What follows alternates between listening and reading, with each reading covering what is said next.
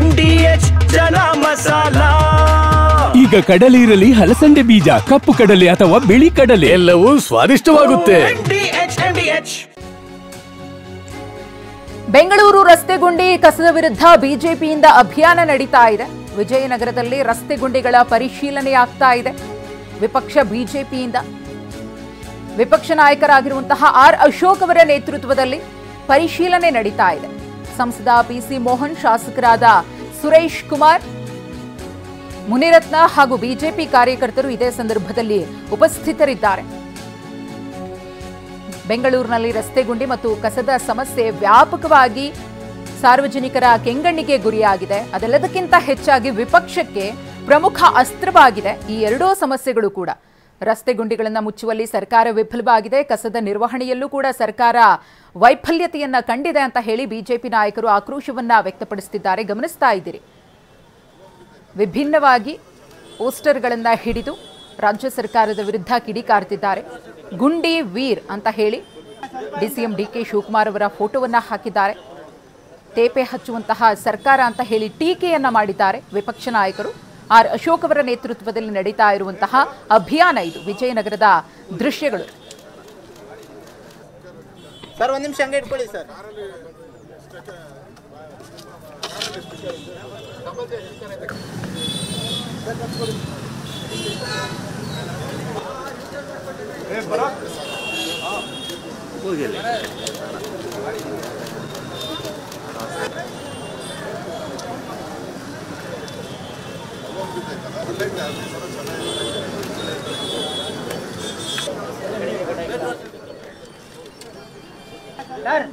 ಕಾಂಗ್ರೆಸ್ ಸರ್ಕಾರದಿಂದ ಗುಂಡಿ ಭಾಗ್ಯ ಅಂತ ಹೇಳಿ ಸರ್ಕಾರದ ವಿರುದ್ಧ ಬಿಜೆಪಿ ನಾಯಕರು ಆಕ್ರೋಶವನ್ನು ವ್ಯಕ್ತಪಡಿಸುತ್ತಿದ್ದಾರೆ.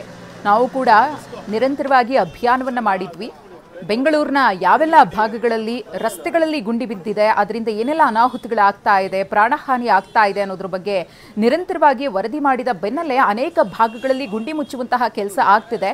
ಆದರೆ ಅದು ಎಷ್ಟರ ಮಟ್ಟಿಗೆ ವೇಗವನ್ನ ಪಡ್ಕೊಳ್ತಾ ಇದೆ ಅನ್ನೋ ಪ್ರಶ್ನೆಯೂ ಕೂಡ ಸಹಜವಾಗಿ ಕಾಡ್ತಾ ಇದೆ. ಒಂದಷ್ಟು ಭಾಗಗಳಲ್ಲಿ ಗುಂಡಿಗಳು ಇದ್ದ ಹಾಗೇನೇ ಇದೆ.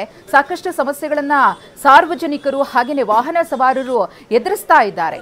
ಇದೆಲ್ಲವೂ ಕೂಡ ಇದೀಗ ವಿಪಕ್ಷಕ್ಕೆ ಪ್ರಮುಖ ಅಸ್ತ್ರವಾಗಿದ್ದು ರಾಜ್ಯ ಸರ್ಕಾರದ ವಿರುದ್ಧ ಗುಂಡಿ ಸಮಸ್ಯೆಯನ್ನೇ ಇಟ್ಕೊಂಡು ಹೋರಾಟಕ್ಕೆ ಇಳಿದಿದ್ದಾರೆ. ಅನೇಕ ಬಾರಿ ಈ ಹಿಂದೆಯೂ ಕೂಡ ವಿಪಕ್ಷ ನಾಯಕ ಆರ್ ಅಶೋಕ್ ಅವರ ನೇತೃತ್ವದಲ್ಲಿ ರಸ್ತೆ ಗುಂಡಿಗಳನ್ನು ಮುಚ್ಚಬೇಕು ಅಂತ ಹೇಳಿ ಹೋರಾಟವನ್ನು ಮಾಡಲಾಗಿತ್ತು. ಆದರೂ ಕೂಡ ಎಚ್ಚೆತ್ತುಕೊಳ್ಳದಂತಹ ಸರ್ಕಾರದ ವಿರುದ್ಧ ಇದೀಗ ಬಿಜೆಪಿ ತನ್ನ ಹೋರಾಟವನ್ನು ಮುಂದುವರೆಸಿದೆ.